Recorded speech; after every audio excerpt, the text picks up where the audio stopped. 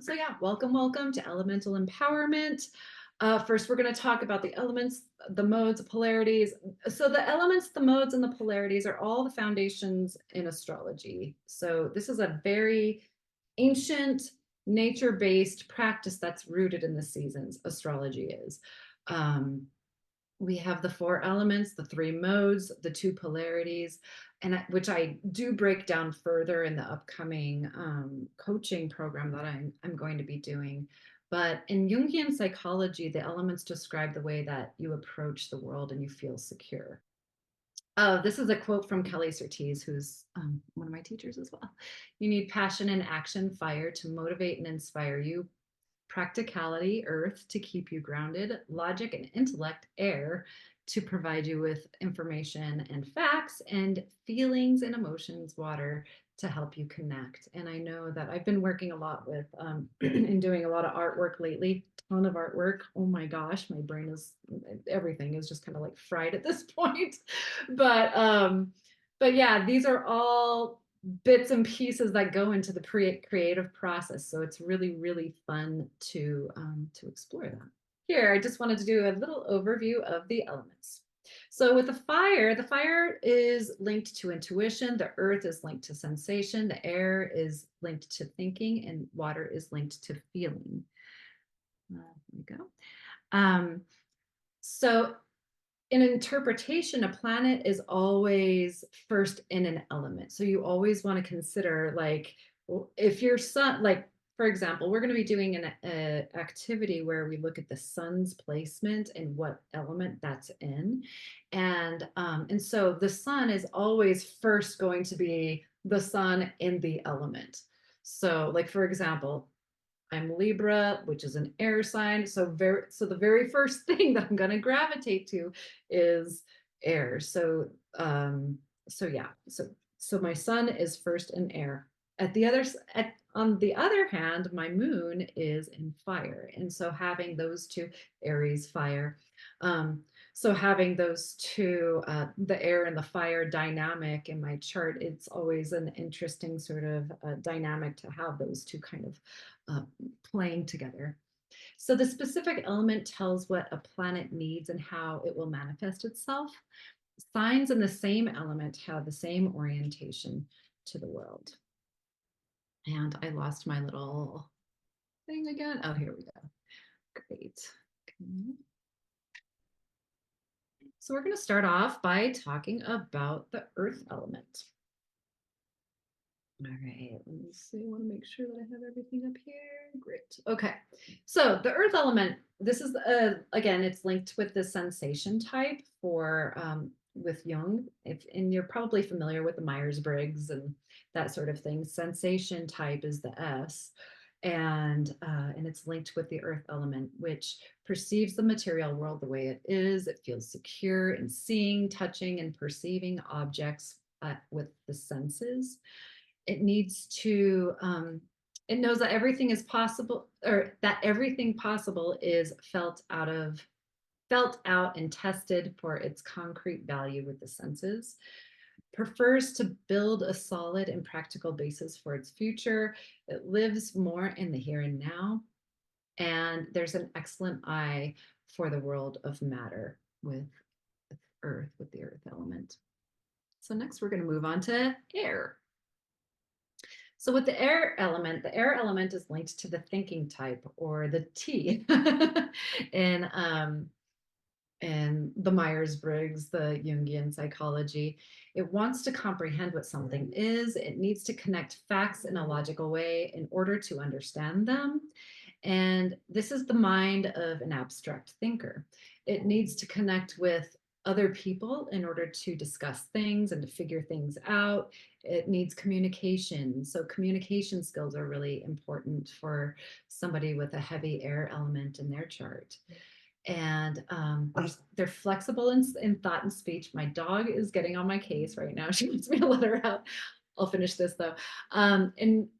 And air needs to be rational and logical to feel secure in the world. So it needs to know, it needs to have like explanations for everything. And it loves the people who have a lot of air in their chart also love to explain themselves. You'll notice that they'll just kind of like over explain themselves sometimes. They might have also trouble with expressing their feelings, as these are absolutely irrational and they're not logical for them. Now I'm going to let my dog out. I'll be right back.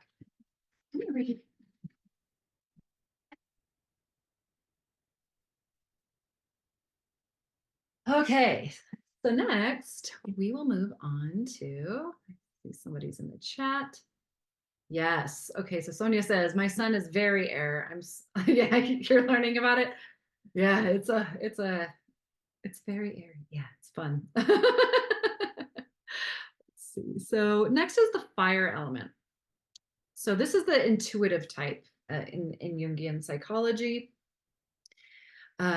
With the intuition, this is a different type of intuition though than like the, intuitive, like I'm talking to, beings that are outside of here.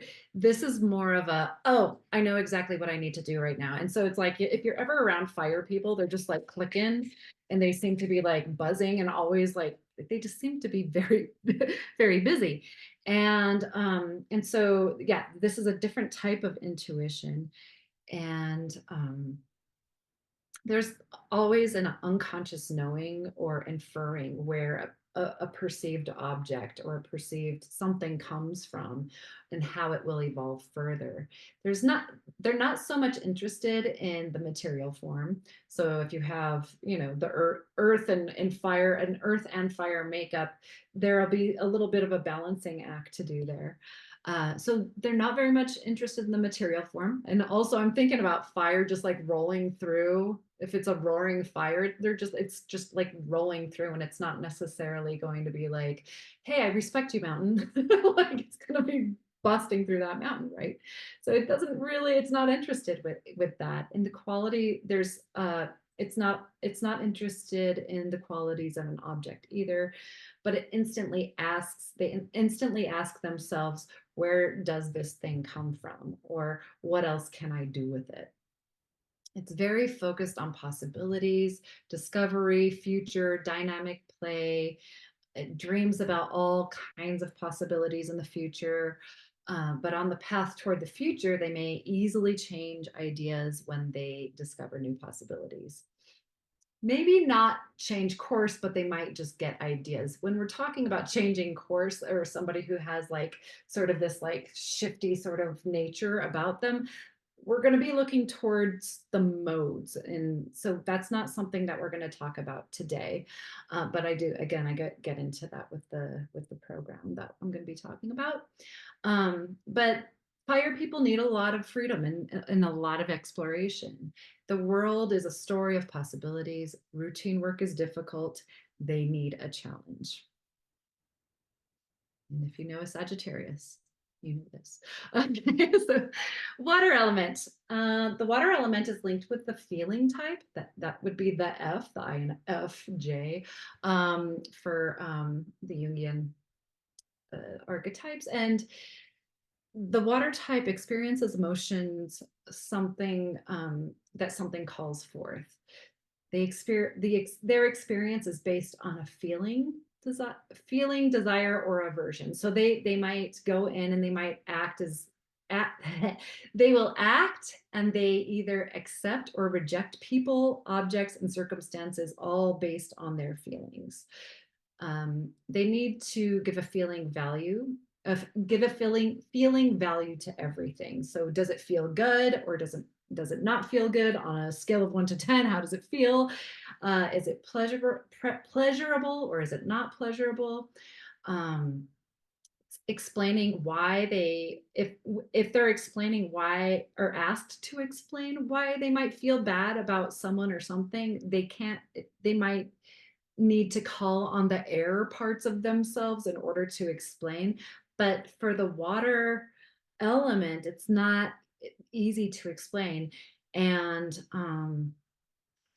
And so, and with the water element, that's when the creativity process is very, very effective in terms of communication. They need to be able to communicate in some way, right? And through feeling, they can do that. And so, in diving into the feelings in the art process, that really helps them to express their feelings rather than putting any sort of words to them.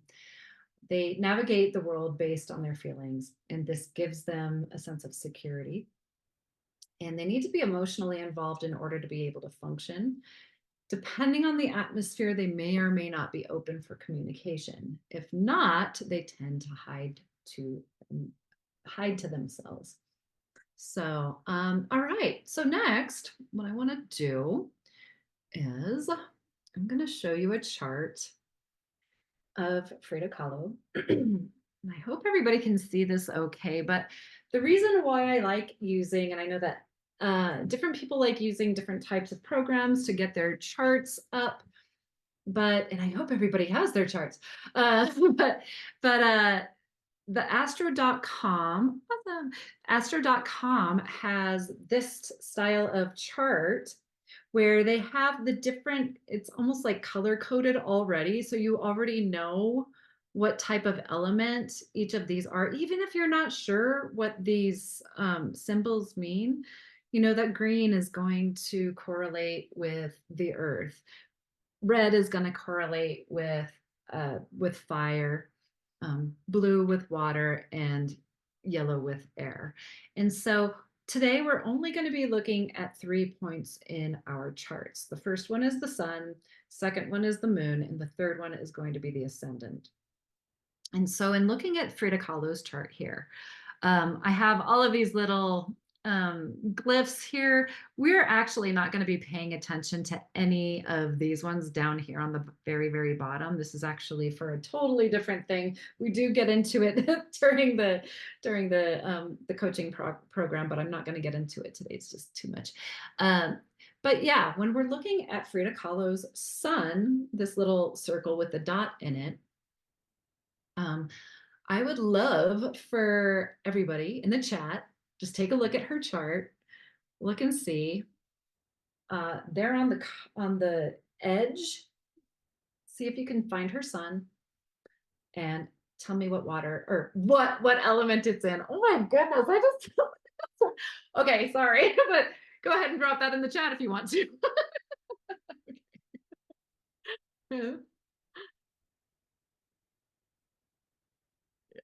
So, okay, it is on the water element. I'll go ahead and we'll move on to something else. So, thank you. Okay, somebody did. Thank you, John. It is in the water element. Fantastic. So for this one, oh goodness, I don't want to do that. I'm going to go back one. There we go. Okay, so for this one here, the sun, do you see where I'm pointing? I hope so. So here with the sun, this is where you would put like a little W or something for water. That would so it would tell you something about the quality of that sun. It's going to be a watery sun. Next, we're going to look at the moon. See if you can find the glyph of the moon in her chart. And this is going to be a really tricky one, but see if you can drop in the chat what element that her moon is in.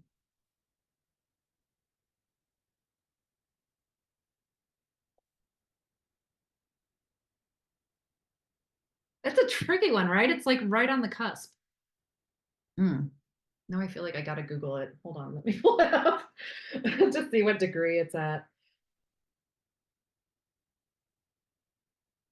Mm.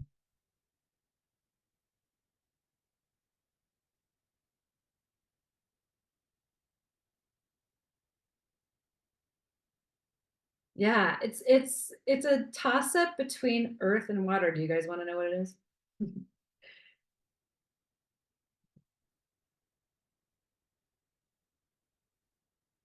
All right, so looking at it, oh, it's 29 degrees, 29 degrees of,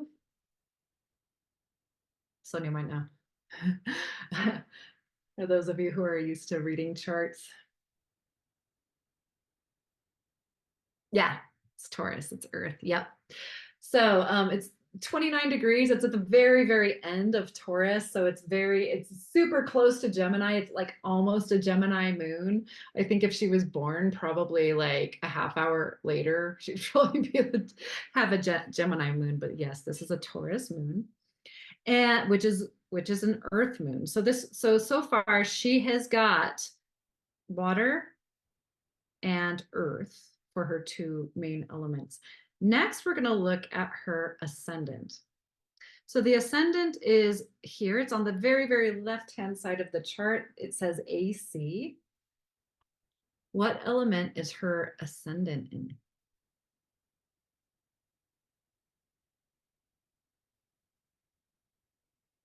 Definitely. Yes. Fire, fire, fire.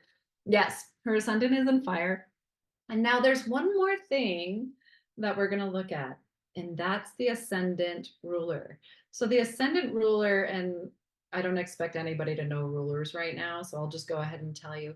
The ascendant ruler for Frida Kahlo is, well, the ascendant is Leo, and Leo is ruled by the sun.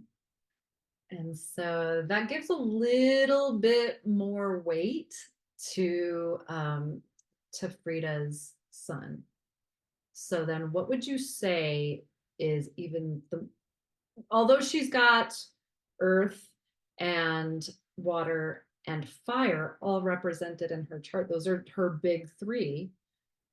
What, which one do you think might have a little bit more weight to it? Fire, water, or earth?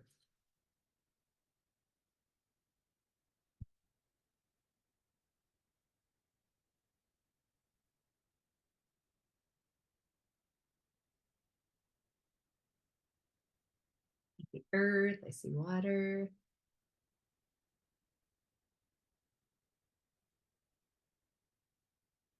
Okay. Sonia, I would love for you to pop on and share why you think it would be water.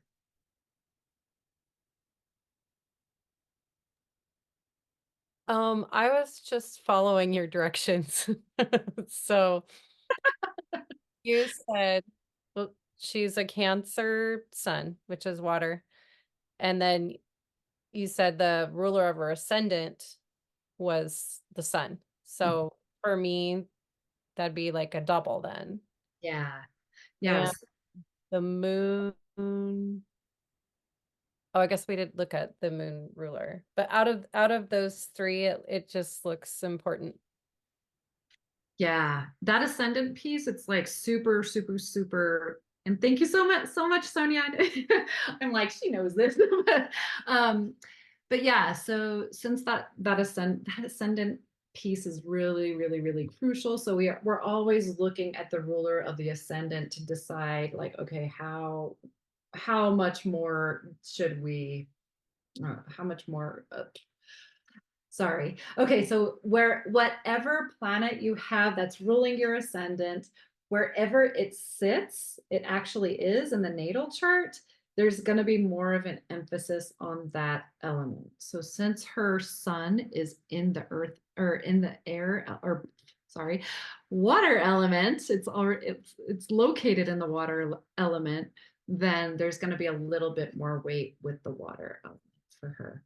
And just thinking about Frida Kahlo as well, and her story and what she does. I one of the very first things I look at for her with the Leo ascendant is just her artwork and the way that she just kind of like embellishes and she's just so woo. So that's really fun to see. Um, but also that water element, she needed to have access to these like really deep feelings in order to create the work that she did. So I always love looking at her chart, super fun. Is that also because across from Joanna's asking, is that also because across from it is a water element too, like a mirror, or is that just a coincidence? Are you looking at the across from the ascendant? Let me see.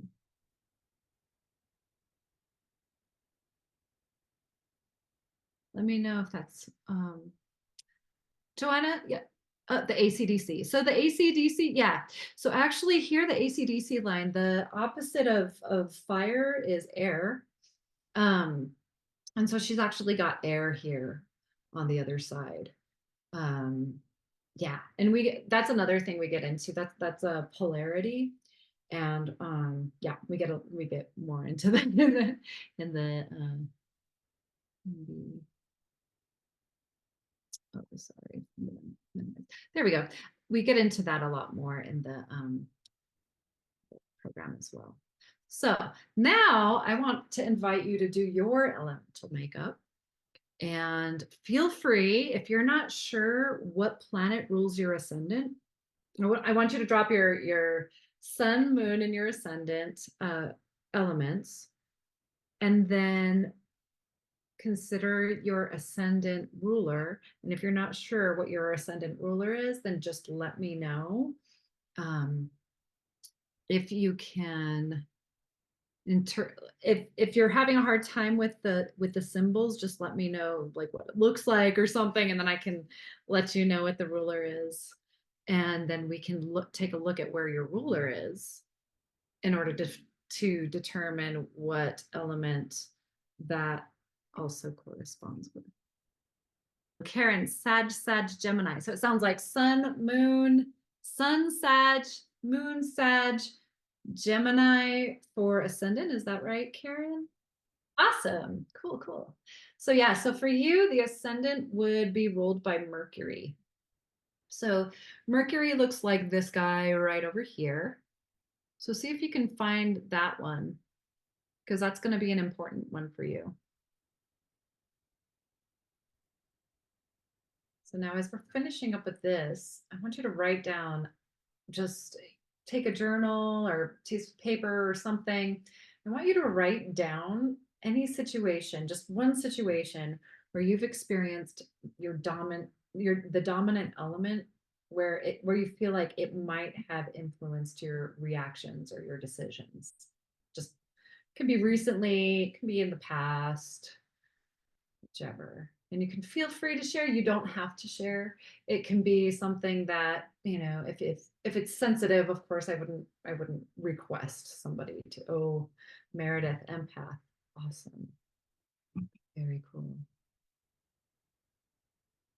Sonia says, dominant earth still in my hometown, hiking in the woods. Yeah, I feel like my next door neighbor is very, very Capricorn, and she talks to plants, like seriously talks to plants, like all day long. The woman talks to plants. It's fascinating. She's amazing. She can like look at a plant from really, really far away, or she can just like sense that plant from really far away and know what it needs. It's so fascinating to me. I'm like, what? I kill plants, and she keeps giving me plants, and I'm like, please stop. I'm gonna kill them all. Karen says, every day I look for the possibilities. Ooh, that sounds very okay. I can't remember if it's like really fiery, but that sounds very fiery, Karen. Uh-huh. Good. Oh, that's so awesome. I love it. So fun.